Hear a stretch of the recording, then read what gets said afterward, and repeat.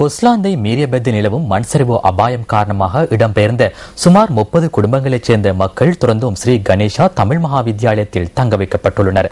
தாம் பல்வேறு அசௌகரியங்களுக்கு மத்தியிலே வாழ்ந்து வருவதாக இடம்பெயர்ந்த மக்கள் அங்கலாய்க்கின்றனர்.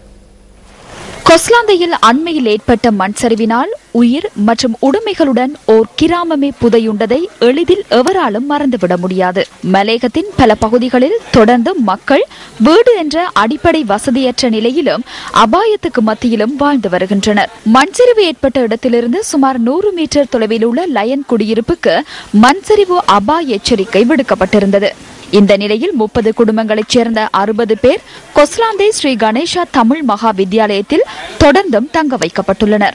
அடிப்படை வசதிகளற்ற நிலையில் பல்வேறு அசௌகரியங்களை எதிர்நோக்கி வருவதாக பாதிக்கப்பட்ட மக்கள் குறிப்பிடுகின்றனர். பேர பிள்ளைங்க படிக்குது, எங்களுக்கு இடம் தடம் வேணுங்க, மழை நேரங்க, நாங்கள் எங்க பிள்ளைகளை வச்சுக்கிட்டு சமாளிக்க இயலாதுங்க, எங்களுக்கு டொய்லெட் வசதி வேணுங்க, தண்ணி வசதி வேணுங்க, எங்களுக்கு இருக்க கட்டாயம் ஒரு இடம் வேணுங்க. நாங்கள் மேலே ஒரு பங்களாவில் தான் இருக்கோம். இப்போ படிக்க முடியாமல் எந்த ஒரு வசதியுமே இல்லாமல் இப்போ நாங்கள் அந்த பங்களாவில் தான் இருந்துக்கிட்டு இருக்கோம். சிலிப்புக்கு 100 அடிக்கு பக்கத்தில் தான் எங்கள் வீடு இருக்கு.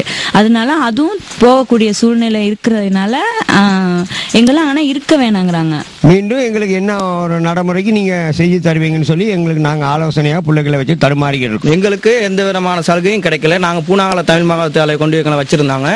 அதுக்கு பிற்பாடு அங்கனைக்கு இருந்தவங்களுக்கு பாதிக்கப்பட்டவங்களுக்கு பெட்ரியில் ரூமல் வசதியெல்லாம் அமைச்சு கொடுத்தாங்க. ஆனால் எங்களை கைவிட்டுட்டாங்க. டாய்லெட் பாய்க்கு தண்ணி இல்லை, சமைச்சு சாப்பிட்றதுக்கு ஒழுங்காக ஒரு வாய்ப்பு இல்லை, எல்லாம் உழுவுது, பிள்ளை குட்டிக்கெல்லாம் வச்சுக்கிட்டு ரொம்ப கஷ்டப்பட்டு நிலைமையில அங்கே இருந்துகிட்டு இருக்கோம். இதேவேளை விடுமுறை நிறைவுற்று பாடசாலை ஆரம்பிக்கும் பட்சத்தில் எங்கு செல்வதென தெரியாத நிலையில் தாம் உள்ளதாகவும் அந்த மக்கள் குறிப்பிடுகின்றனர்.